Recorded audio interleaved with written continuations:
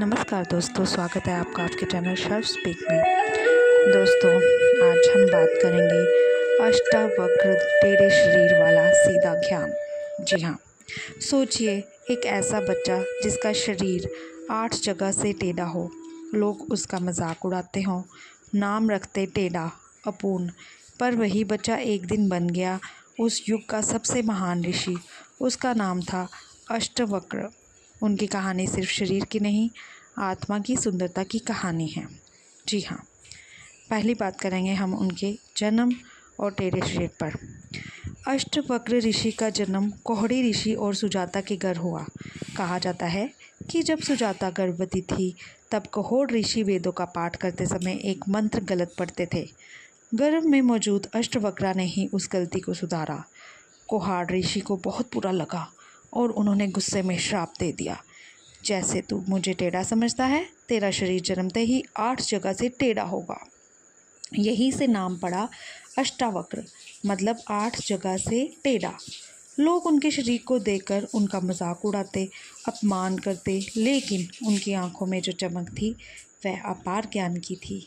जी हाँ, जब अष्टवक्र छोटे थे, उनके पिता कोहोड़ राजा जनक की सभा में शस्त्रास्त्र हार गए थे और समुद्र में बंधक बना लिए गए थे।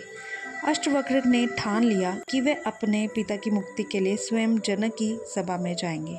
सोचिए, एक टेढ़ा मेढ़ा 12 साल का बच्चा विद्वानों से भरी सभा में प्रवेश करता है। सभा में बैठे लोग हंसने लगे।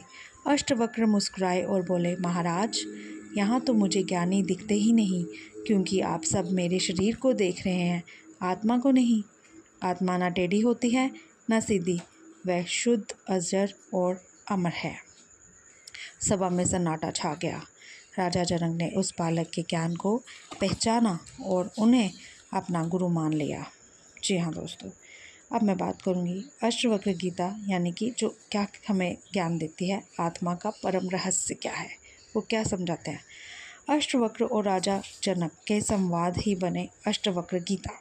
जी हाँ, ये गीता हमें सिखाती है कि तुम शरीर नहीं हो, आत्मा हो। जो बदलता नहीं वही तुम्हारा असली स्वरूप है। भोग, आसक्ति, दुख सुख सब माया है। सच्चा आनंद अहंकार छोड़ने वाले और विवेक अपनाने में ही है। उदाहरण के लिए, जब राजा जनक ने पूछा, हे गुरु, आत्मज्ञान कैसे पाया जाए, अष्टवक्र ने उत्तर दिया, जैसे सांप अपनी कैंचुली छोड़ता है, वैसे ही अहंकार और आसक्ति को छोड़ो, तभी आत्मा की शुद्धता प्रकट होगी।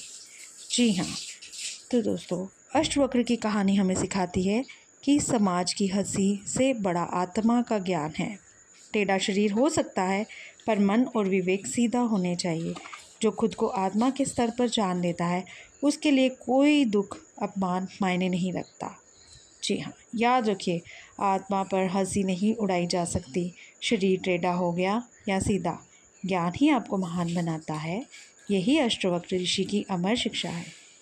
ठीक है दोस्तों, उम्मीद करती हूँ आपको ये ज्ञान पसंद आया। आप इसे लाइक करें, शेयर करें और अपने दोस्तों तक ज़रूर पहुँचाएं। फिर मिलूँगी नई सोच, नई कहानी, नई विचार के साथ आपके अपने चैनल में। तब तक के लिए धन्यवाद।